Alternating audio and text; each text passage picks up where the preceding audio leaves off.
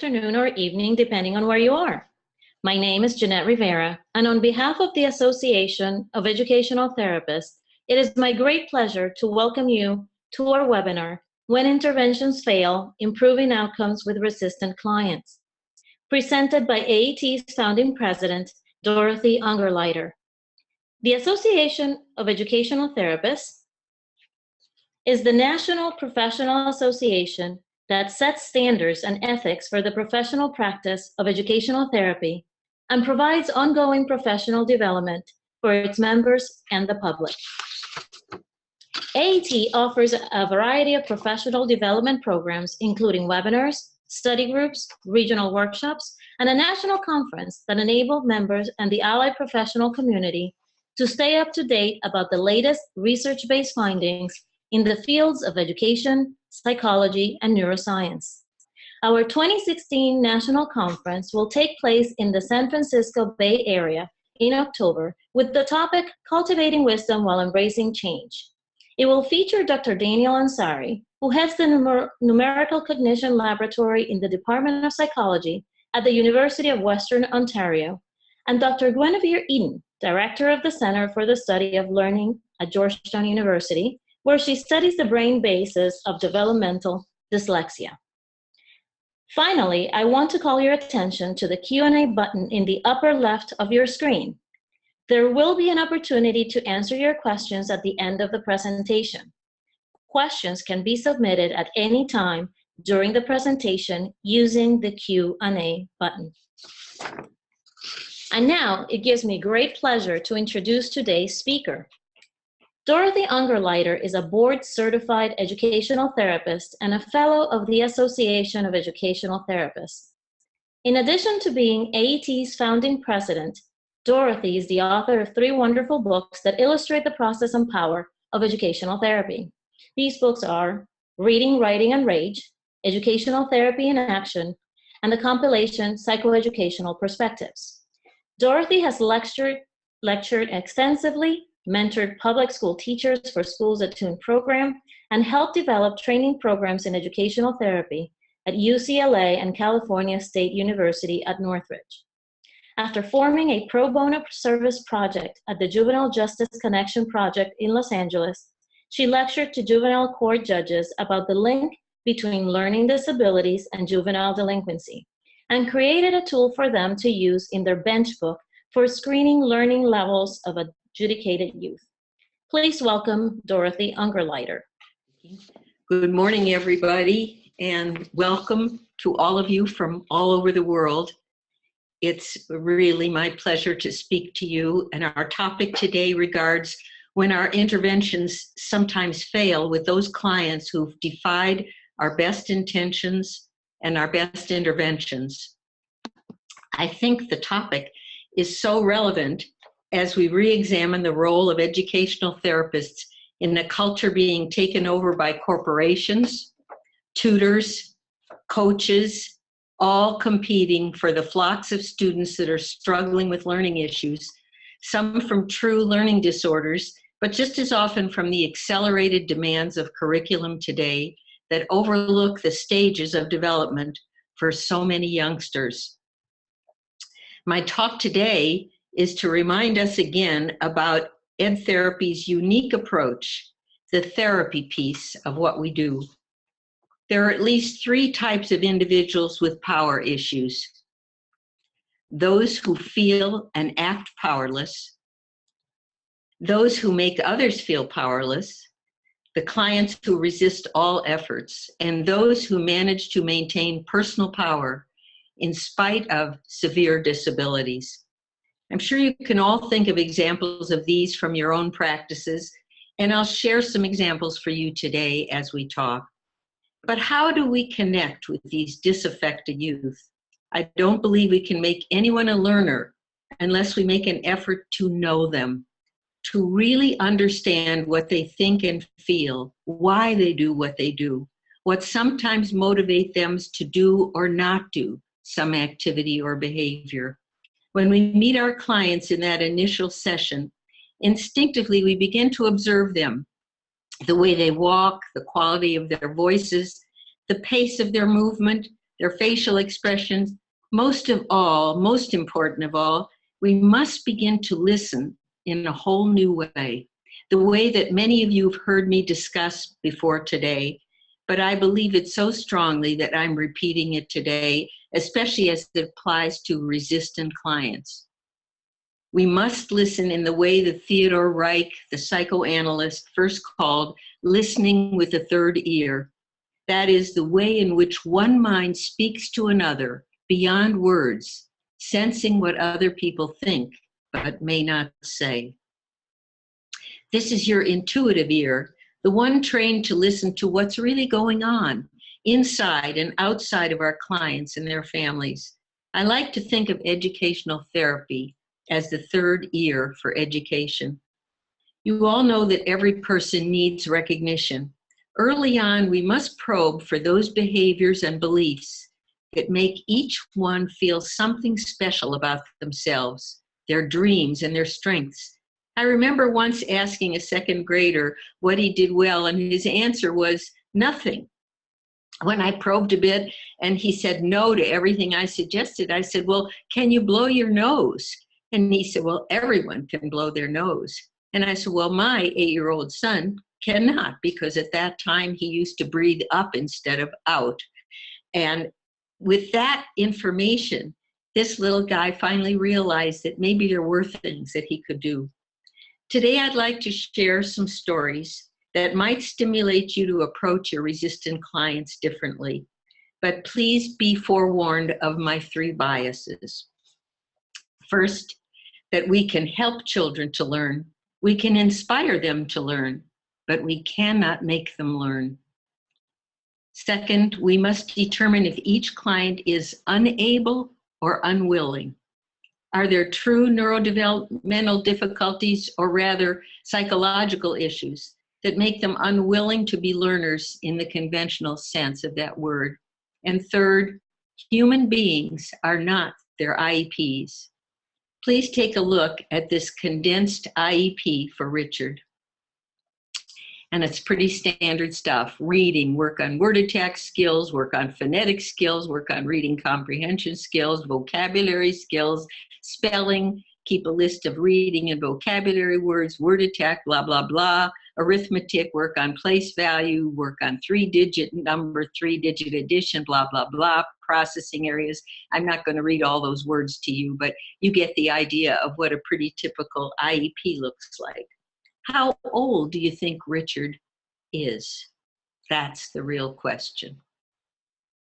Who is the real Richard? The real Richard defied the fixing, resisted all efforts to implement these goals, because the real Richard had just turned 18 years of age. The real Richard would soon be completing the last of 3 years in a residential treatment facility. He would be leaving the only place he'd called home in his life, with the only caring people he had encountered after his previous years in different foster homes. State funding mandated that 18 was the age for independent living, and he would have to leave this facility. The real Richard would have to cook and clean and shop and ride the bus and handle money and make friends and compute his income and expenses and pay rent and make decisions and solve problems that life didn't rehearse. That list on the IEP, those were abstract futilities to a young adult mind so burdened by survival realities and social inadequacies. At the time of this IEP, the real Richard had only 9 months left to live in a nurturing academic environment that might still provide relevant interventions for his life needs. Time was running out, but the whole entire Richard had been lost by the limitations of an evaluation that failed to consider the life stages and the context of this human being. When we look and listen differently with our clients, a whole new world is possible. We can't remove the pain from their learning issues, but we can remove the powerlessness. When we do that, then they can remove their pain. We help them see what they could do, what is in the realm of the possible, enabling them to learn because they will be in control of the direction of that learning. In my last book, Educational Therapy in Action, I took the reader through what I call the organic curriculum as a way of uncovering each one's uniqueness, which is really the motivator for learning. The organic curriculum is an individualized curriculum plan, and it has to begin with each student's wishes and reveal their humiliations. It's personalized to what each client wants to learn right then, in that initial moment in time. They can choose. They are in charge. It evolves organically, naturally, using the roots of our client's prior knowledge, from which we can build mastery of the unknowns that surface in each lesson. It acknowledges that learning cannot take place without willingness, motivation, and trust. And finally, it must consider that not only the learning needs, but the basic psychological needs for self-determination and independence, personal power, and caring interactions with others. This method works for all kinds of resistant students. An initial interview should determine each client's self-assessment, what they know they do well in or out of school, and what they wish they could do better. This initial interview becomes the blueprint for the first stage of the organic curriculum. Once they talk, we can probe to get more examples of everything they mentioned so that we can always end up with 1 or 2 full pages of what's easy for them. And there may be even a few very hard things, even if the hards are all encompassing, like reading, writing, and math. The student-controlled self-evaluation becomes the blueprint for the first stage of our organic curriculum. It allows you in less than 1 hour to learn information that no document may ever reveal, and it has the added shock value of seeking your student's rightness. What's right about him or her, seeking their opinions, their avenues of self-respect, their dreams for the future, and their own goals for their intervention. It gives you a starting point for that first session. Now let's explore together a few examples of different kinds of resistance and some strategies that may break through them. Let's talk about Paul. Paul was a master of resistance, a 5th grader whose personal war was with math, especially long division. The first 3 sessions, he refused to talk. His face was so angry. I knew I had to do something dramatic. So I finally brought in a mirror. And this got Paul's attention. The silence and the scowl lifted, and I explained that if I had to look at such a sad face for the whole session, I thought he should see it too. That brought the tiniest of smiles, and then some actual words. His assignment had been long division, and I had given him my most clever stories about how it worked, with all kinds of verbal fancy explanations. But suddenly, instinctively, I stopped talking and I started using multiple colors for each stage of the problem. He watched it all, and at the end, you know what he said to me? He said, "Why didn't you say that in the first place?" He was a guy who learned by seeing and doing, not through his ears. So often, there's a reason for the resistance. We just have to find it. Now I'm going to give you a few highlights from other clients who are resistant for different reasons. I'll tell you a little bit about 16-year-old Dossie, a high-functioning student from an upper-middle-class family who was drowning in self-doubt. She was paralyzed by perfectionism and self-chastised for her scattered planning skills. She was one who made others feel powerless because they couldn't change her behavior. Her parents and teachers all nagged her for her tardy papers and her need to stay up literally all night trying to complete her work. Her resistance was a cover for her very negative self-judgment. Executive functioning was her Achilles heel. Dossie's interview of her strengths and weaknesses revealed an abundance of skills and artistic intellectual gifts. After our initial session, I decided rather intuitively to invite her mother to join us for a lesson on brain development.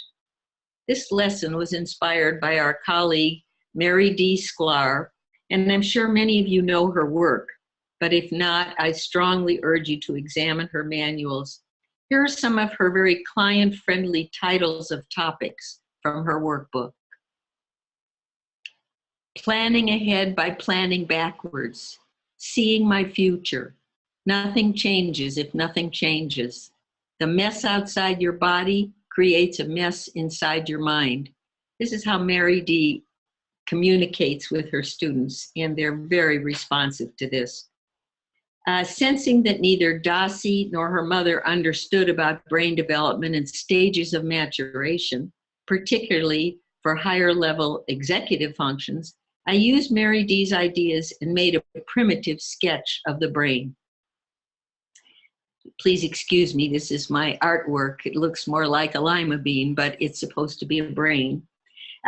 This part that I've circled has that fancy name, the prefrontal cortex, I explained to Dossie and her mother.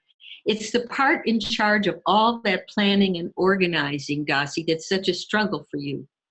And then I erased the shading in the PC. That's how it starts. There's nothing in there. It takes time to fill in. Dossie, do you know how old you have to be for that to be fully developed in a grown-up brain? Mom, do you know? Neither one knew. I explained to both of them that her prefrontal cortex would still be in process until the age of 25. Dossie was still in the oven, not done yet. Their reaction was total shock. Next, I drew another lima bean brain sketch to talk about styles of learning.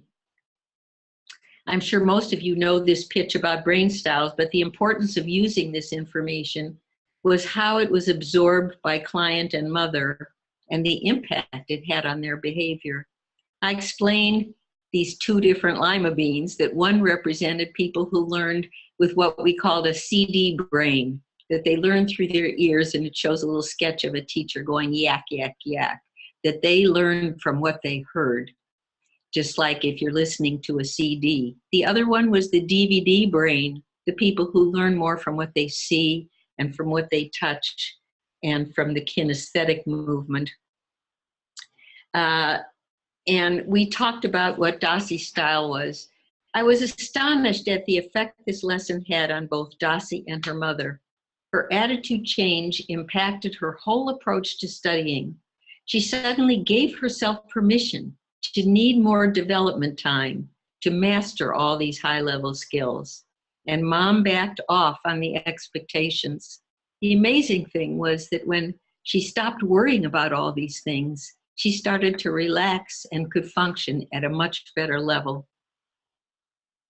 Now, often our work with parents is as important as our work with kids. Let's take a moment to examine the case of 10-year-old Andy, the youngest of his family, and everyone was in therapy. He was exceptionally tiny for his age, extremely immature, and his hobby was playing the role of, quote, being cute. There were no other apparent success avenues for Andy. I learned that he had been in psychoanalysis since age 5, 4 days a week for 5 years. When I asked his father what were the goals of the therapy, he said in this quizzical voice, "Goals?" His question said it all to me. The words helpless and passive-aggressive were Andy's favorite styles. Very specific interventions were needed. I guided the parents about when to stay away, guided Andy after a home visit about how to make his room distraction-proof, guided the teacher about his accountability. That is, if his work was not done, there had to be consequences. In short, I guided all those involved about his tremendous need for some realistic recognition for effort and understanding of the difference between behaviors that showed he was unwilling from those that revealed he was unable.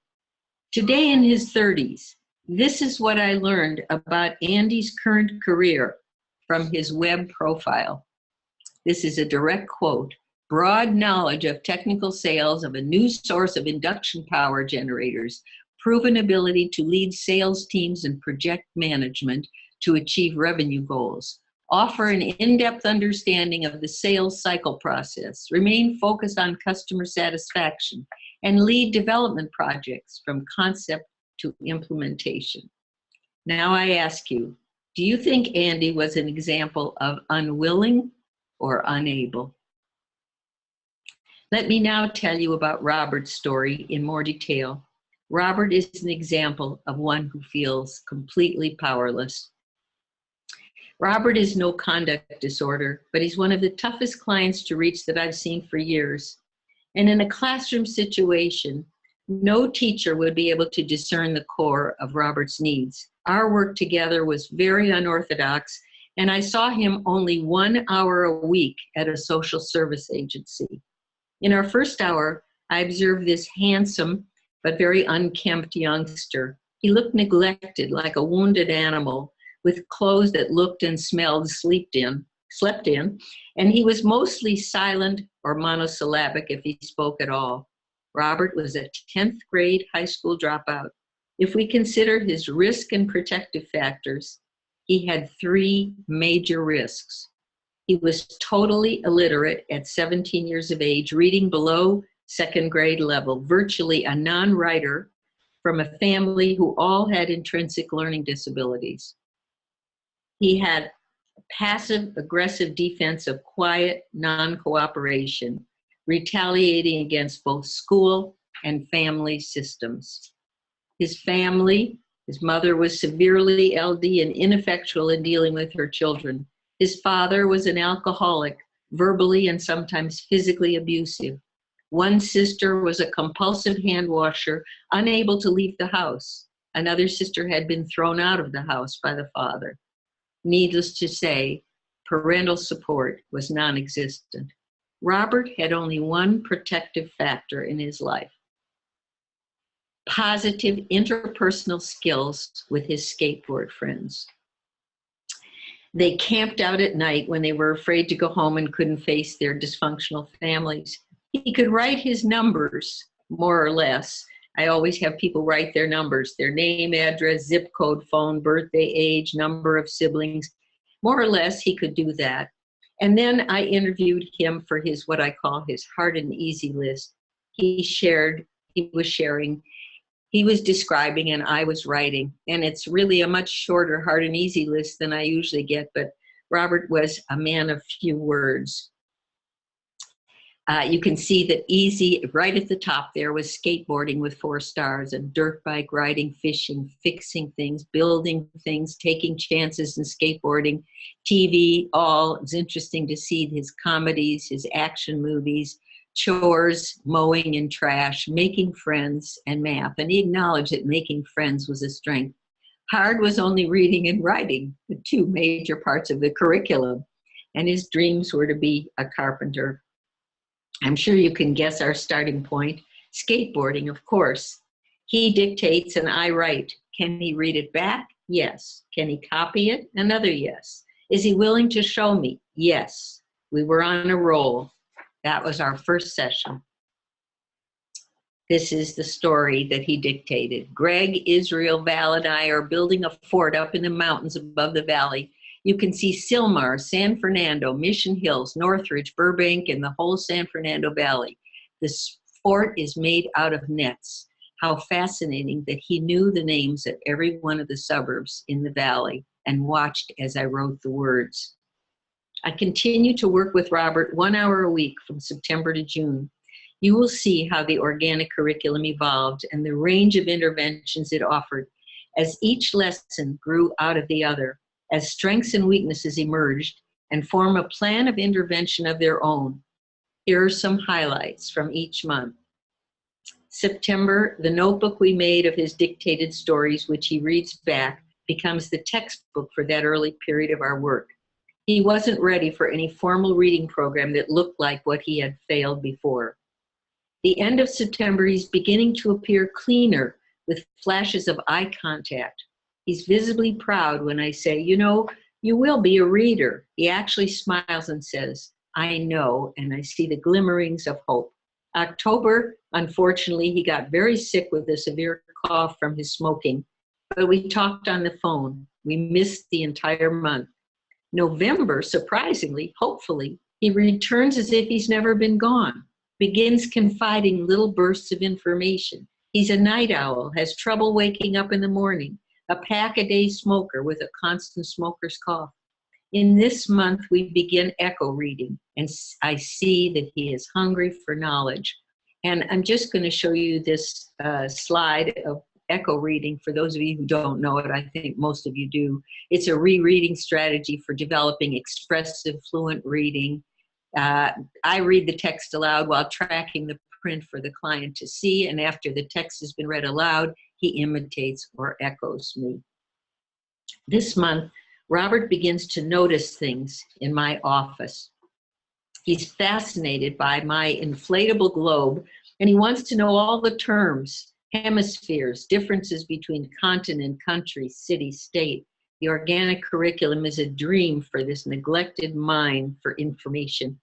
I share my frustration with our 1 hour a week, not enough to make him a reader, so I ask if he has anyone who could do echo reading with him at home. Yes, he has a friend, Israel, who's a great reader. This request was made in November, finally brought his friend in April, 5 months later. But ironically, I could tell from his reading that he must have enlisted his friend on his own to read from the tapes that I'd made of his homework. It was a clue. Robert has initiative when he's motivated. He's sneezing and coughing constantly. I note that he has no handkerchief, never learned any basic sanitary habits, so I open the topic head on, the smoking and the grooming issues. Then we compute the cost of smoking per year for him and his entire family, $6,800. He's stunned. We begin color coding his new words by syllables, working now with some Wilson materials. Now the time is right. He's amazed that only 6 syllables make up every word in the language. And just as an aside, I want to tell you that in ed therapy, since we don't see clients daily, I tend to take parts from different programs that I think will work for a particular student, such as the 6 different kinds of syllables from the Wilson program, or parts of Mary Dee Sklar's program. There's no way I could do those full programs as designed in the limited time I have, but we can use pieces that will allow a breakthrough if we know when and how to integrate them. In December, it's Christmas, and he gets his gift from me, a dozen hankies. He laughs and seems pleased. In January, 3 weeks in, he sneezes and grins as he pulls out a clean hanky from his pocket. Change comes slowly, but with satisfaction for both of us. In February, he has renewed interest in the globe because of a TV film he saw on Chile. Another insight into his curious mind from his choice of TV shows. This is the flexibility of the organic curriculum. It's fueled by the client's own interest and knowing that they can be explored safely as legitimate topics for learning.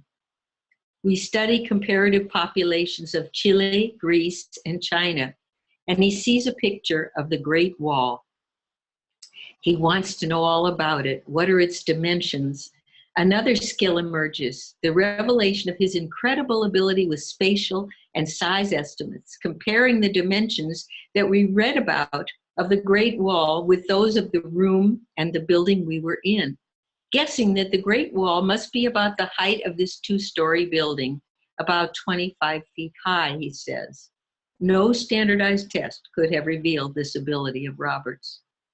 I cite this as evidence of how smart he really is, in spite of his inherited dyslexia, and I use that term, and then he wants to know all about that and what inherited means. In March, as Robert's decoding improves, we address the pace and lack of flow of his reading to make it more interesting and smooth. He wants a driver's license, so we use the manual for our echo reading, and I tape record pages so he can listen at home. The motorcycle laws particularly interest him, And for the first time, he expresses a strong emotional opinion against seatbelt and helmet laws, just for the government to make money. The private person is slowly emerging in fragments of exposure. He's opened another door. Time to enter the world of government, the why of laws, and what taxes pay for. Up come opportunities for words like veto, override, executive, legislative, judicial, campaign, and mayoral election, as the curriculum continues to evolve based on the doors of opportunity that he opens. This month, he finally brings his friend Israel, the reader, a kind, sensitive young man, to meet me, and Israel wants advice himself about how to get a diploma. In April, Robert's class is studying Renaissance arts, so we plan to go to the County Art Museum, and he's enthralled by the mosaics and the inlaid furniture, studying each as if he were the craftsman. I'm absolutely surprised at such patience and keen interest. It's something I never could have predicted. Next, we go to lunch at a Mexican restaurant, and I'm shocked again to see that he avoids looking at the menu. In that moment, I realize that he's totally habituated to presuming that he can't read. Menus from his favorite restaurants become our next lesson. In May, he's expressed interest in a forestry career, and his teacher suggests he call on his own for the information. We decide to make the call together, and I ask if he'd like me to write the questions he needs to ask so he won't forget. He likes the idea and practices reading them before beginning. And these are the questions. I want to know the requirements to become a forest ranger. Can you send me the information? If they say no, ask, where can I get it? These were the simple cues for his phone inquiry. Now I want to share a process of what our severely dyslexic kids must deal with when seeking employment. It was such an eye-opener for me, and we're also always learning in this open-ended process how we might have done better in the preparation for Robert. Robert can't find the correct phone number, and he finally dials 411. Information asks which of 4 different offices he needs. He has no idea. He must make an instant decision and then write down the number wanted. He's absolutely stunned, and he hangs up. Here's what skills he would need for a cold call. He needs to find the number and make the call, state his questions and write down the answers given to him, know how to write and spell quickly as the person is speaking to him, and ask for help, something he would never do. He would hang up rather than let the person on the line know that he is illiterate. After feeling his pain vicariously, I became his agent, secured the information, and learned ironically, that the firefighting branch of forestry would take people whether they could read or not. But how could non-readers ever find this out? The school year ended, and so did our work together, but it reminded me of Tony Petrie, the young man who was the subject of my book, Reading, Writing, and Rage. At the end of my sessions with Tony, I apologized for not finishing the job we started.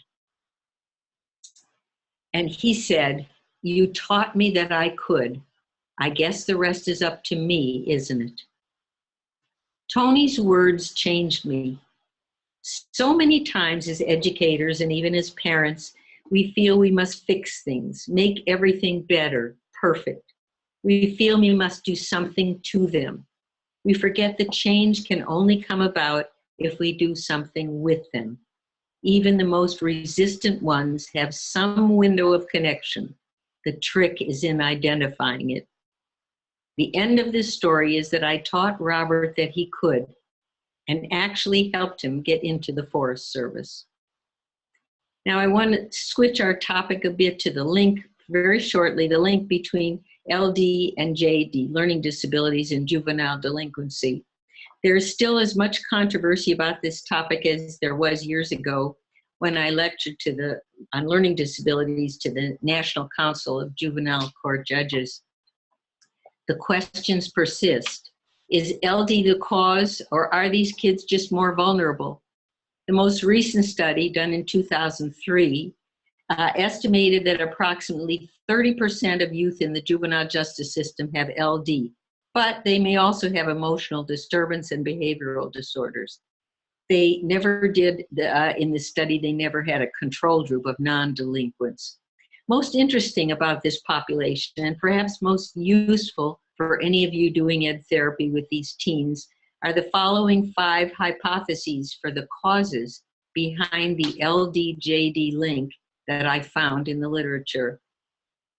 The first one, the school failure hypothesis, perhaps the result of frustration, rejection, inappropriate behavior, and subsequent withdrawal. It was interesting in mentioning this that there was no mention of learning disabilities. Second, the susceptibility hypothesis. Were they more susceptible due to their impulsivity or inability to anticipate consequences, poor social perception, suggestibility, acting out of feelings? Again, no LD mentioned, and these traits are often an outgrowth of learning disabilities. Third, the differential arrest hypothesis. Most interesting, they were not adept in the strategies to conceal their feelings or their intentions. They can't effectively interact with police because of poor social perception and lack of language mastery for self-defense. These are the guys who get caught for all these reasons, and their non-LD friends get away. The differential adjudication hypothesis, again because of poor self-control, irritability, inability to understand legal procedures or respond effectively to the questions of the judge. And the judges didn't have time or training to understand this inability for self-defense in the courtroom. And finally, the differential disposition hypothesis. For all of the above reasons, higher probability of receiving harsher penalties and sentences than non-LD delinquents. Why do these high-risk youth become alienated from the learning process? When I worked with teen delinquents at the Juvenile Justice Connection Project in Los Angeles, I observed that many longed for real help, but were too embarrassed to ask for it in a group situation. Let's take a look at Antoine. Antoine was an enormous, hostile-looking 16-year-old. He was resistant to any lessons that I gave to the group, and he had disdain for anything that looked academic. But he always just sat there, and I could tell that he was listening. One day, he hung out in the hall outside my door, startling me as I left the room, and he whispered, "Can you teach me how to read in private?" He then confided his involvement in an undiscovered murder with an equally shocking confession. His friends all knew about the murder, but no one knew that he couldn't read. For him, illiteracy was the ultimate disgrace. I believe almost every one of these resistant kids has a door that can be opened if they perceive us as non-judgmental adults that they can trust. Let me just spend a couple minutes on compassionate partnering, an outgrowth of the organic curriculum. How can remedial services be more palatable through partnering for goal setting? We must help them see that their particular learning problem is not a fatal illness, but it is an invisible condition. And once they do understand the problem, they don't know how to explain it to others. Now let's spend a few moments on the real meaning of advocacy services, because they have to learn how to self-advocate. Teach your clients how to self-advocate. Have them really understand their strengths and their skills. This is a truth that I neglected to apply for many years, and it's really crucial. We tell the parents about their strengths and weaknesses. We often tell our clients so they know what we're working on. But for a long time, I had failed to rehearse this with them so that they could articulate it to others. Have them write what they plan to say so that they can do verbal rehearsal. When anything is too hard for them, we must advocate for them. when they do it themselves, they have a sense of power after that experience that that I had never seen before. Clients like Robert are a very different story. When it's just too hard and they lack the range of skills, we have to advocate for them, as I did with his effort to use the phone to apply for a job with the Forest Service. Now, you all should have received a handout when you signed up for this webinar. And so I'm not going to read all of that to you, but I'm just going to read a couple of items on it. By turning some power over initial goal setting, decision making, and advocacy to the student, here are some of the amazing things that will happen with that mindset.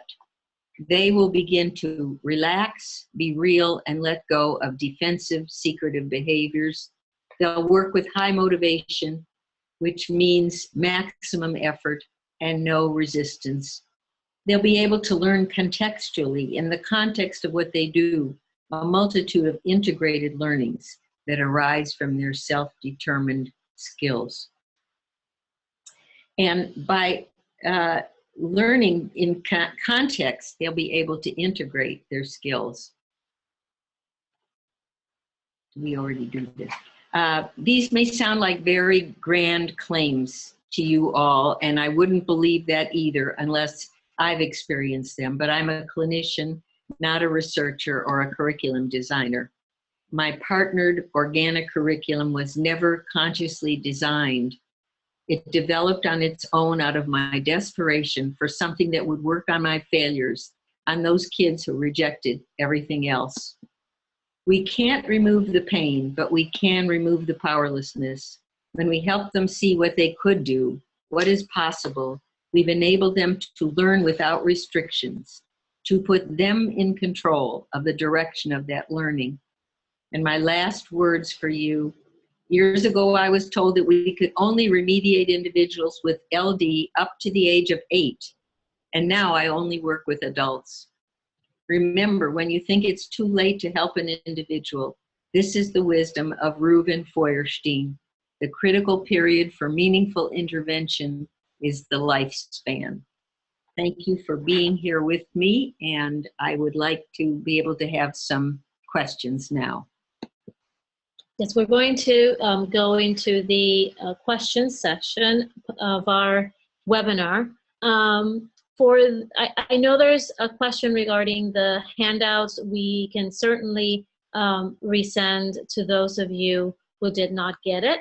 We have a question here, Dorothy, from Judith in the United Kingdom regarding how to adapt the organic curriculum to a rigid curriculum, because obviously as a teacher in the United Kingdom, she's restricted by the national curriculum. So how do you blend the organic curriculum with a rigid curriculum set by a school? Well, I think the key thing is if you are working one-to-one with your client, you can take that curriculum that is restricted, but don't try to do the entire curriculum. Take one piece of it and take that piece to see what the capacity of the student is to learn.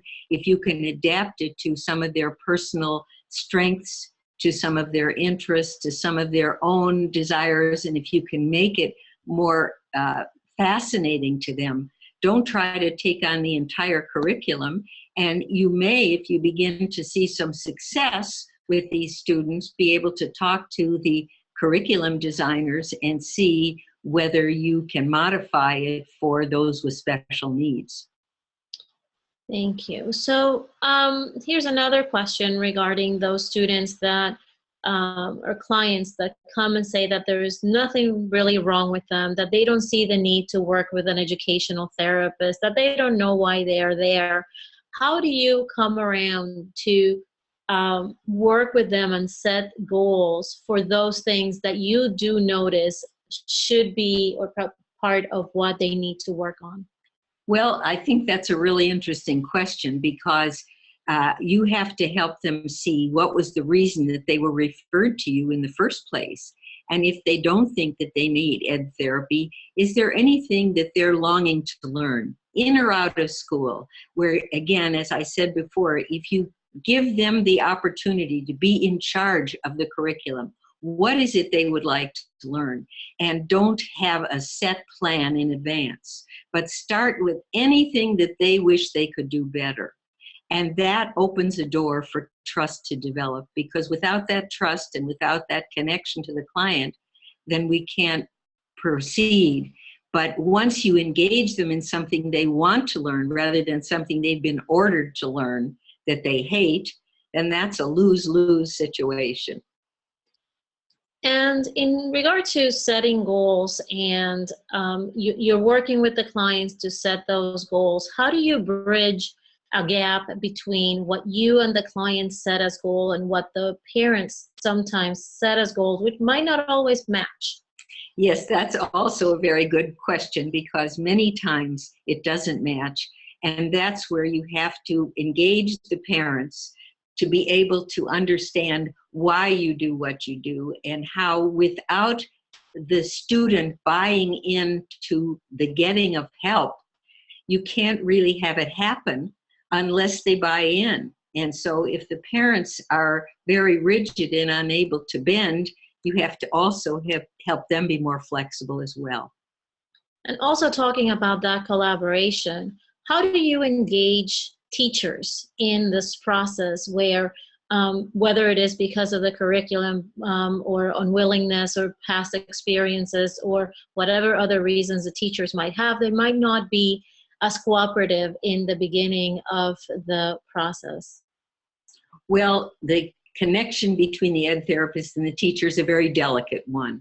And it really requires the ability to help the teacher feel that you have great respect for that teacher, and that you are totally dazzled by their heroism, that they can teach an entire classroom, and that you are a coward who only works with one at a time.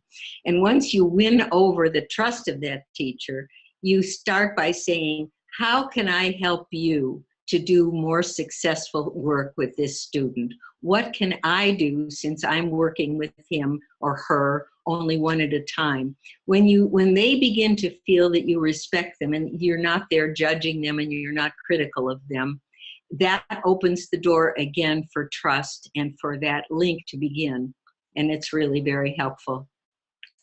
And along those lines, also in terms of collaboration, you mentioned one of the clients you work with who had been in psychotherapy for 5 years, and the father did not seem to understand that there were any goals set for psychotherapy. How do you handle, and how do you work with other professionals that also work with your clients in order to, again, bridge the set common goals for your clients? Well, I think that's terribly important. If you have clients who are either in speech therapy, psychotherapy, any kind of other therapies, helping therapies, occupational therapy, it's very important that you open those avenues of communication in the very beginning when you start with the client. And again, always that no other professional ever feels they are being judged or diminished, that both of your jobs are equally important, and that if you both have the same approach to working, it'll be that much more effective for the client. So I think that really is a very helpful way to begin, to make contact, to share what you've learned, the insights that you've developed, and see what insights they have developed, so that together you can both work in tandem with each other. Now, in terms of, one of the questions is regarding how do you talk to wealthy parents who mean well but are in a hurry to have their child's dyslexia fixed?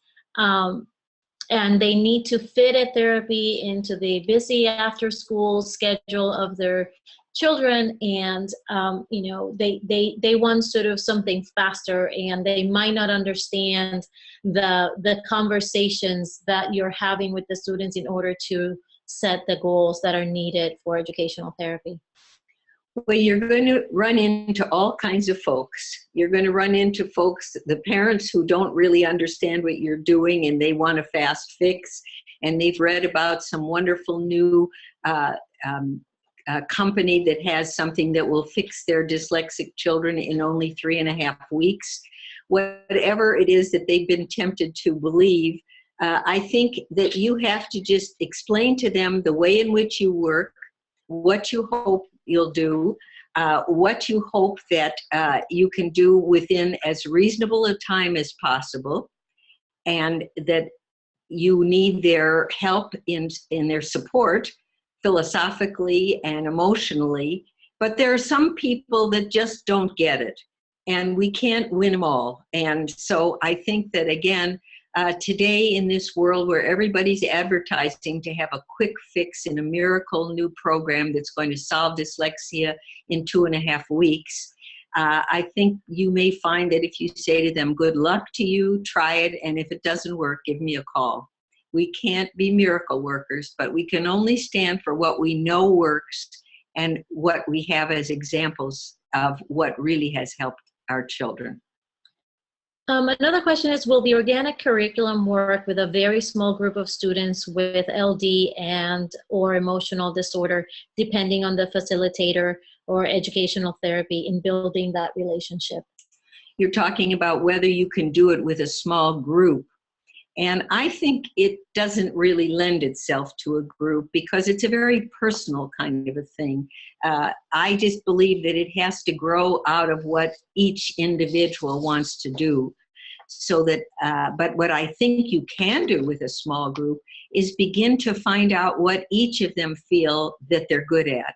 I've always felt that if every classroom and the first day of school could put an enormous chart on the wall and everybody would say what they know they were good at, whether it was pulling weeds or feeding the cat or whatever it is, that every student would see up on the board what they were specialists at, and that they suddenly could recognize that they really were very, very special at something in their own way, and not only feel that if they couldn't read when they were 4, that they were a failure.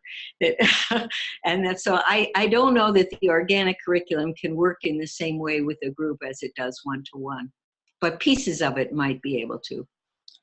Do you have any suggestions for illiterate students that do not even want to try reading? Well, I think that that's very classic. A lot of illiterate students don't even want to try reading. And so that's where, and that's why I gave you the example of the young man that was so totally illiterate, and he really felt very frightened. I think that you could say, well, if you don't want to try reading, but you may want to be able to write a letter to a friend or do something, you can just dictate it to me. You can start by going backwards with them. What you're trying to do is seduce them into the wonder of reading without forcing them. So many of them have been forced and embarrassed in front of others, and they just have given up. And what you want to do is open that door again and say, you know, it's really not that bad. And you know, the most amazing thing, when you help them realize that only 6 syllables make up every word in the language, that fact has opened more doors to more students than you can even imagine, because 6 syllables is conceivable to be something they could learn. You mentioned some maybe out-of-the-box intervention in terms of going to a Mexican restaurant with a client and other situations like that. What suggestions do you have for people that might want to try such an approach with a client? Well, again, I think how much flexibility you have. If you have a lot of students coming one after the other, you're very limited about whether you can take a field trip or whether you can go somewhere else. Many of you may not be able to do that at all. But sometimes something totally unexpected can really sort of shock the reluctant student into saying, wow, this is a whole new thing that I never thought about. And maybe even something as simple as learning to read menus could be something that I want to do. I remember years ago, the young man that I wrote Reading, Writing, and Rage about, he said the most frustrating thing was watching a TV movie, and suddenly on the bottom of the screen, words would go across the bottom. You know how we often see that on CNN. And he felt totally helpless, that he realized that if he couldn't read, maybe there was a disaster happening and he wouldn't know it. So you pick whatever you can that opens that door. I just gave you a few examples today, but use your imagination. An educational therapist is asking how to motivate a student who has no interest in school. She's tried incorporating interest and hobbies, but anything related to school is a huge turnoff for the student. Do you have any suggestions on motivating the unmotivated student? Well, I think many of these resistant students that we talked about are unmotivated students, and without motivation, no learning can take place. So you've got to find what is the link that will open up that door. And that's the real challenge for educational therapy, that you have to really be able to find anything that interests that student, whatever it is, whether it's pets, whether it's fishing, whether it's building nets in the hills, and whether it's shooting at a shooting range. Everybody has something that they're interested in. And so you have to find out what it is. That's your challenge as the educational therapist, to be able to leave the things that you thought were the most important, and be able to go into their world. And whether or not they have any hobbies at all. We may not call them hobbies, but there may be interests. And that's the thing that you have to find out. Okay. Okay, that was the last question. Thank you to everyone that's participated today. Thank you, Dorothy, for sharing your experience and wisdom with us today. Thanks to those of you in our audience for attending today's Association of Educational Therapists webinar. You'll receive verification of your attendance in the thank you email, and you'll receive tomorrow. And it will provide documentation of 1 hour of continuing education credit by AET and a link to a brief evaluation survey for today's program. Your feedback on this short survey is important to us so that we can bring you the outstanding professional development that you want and deserve. This webinar was recorded. This video will be available on the AET website in about a week. You will need to use your webinar login or create a free login to access the archives. AET welcomes your membership. There are several levels of membership for professionals, as well as general membership level for anyone who shares an interest in people who have learning challenges. Please consult the AET website, aetonline.org, for full information. And if you're enjoying AET's webinars, please consider a small donation to help support them. Go to aetonline.org and click the donate button. Thank you for your support and for joining us today.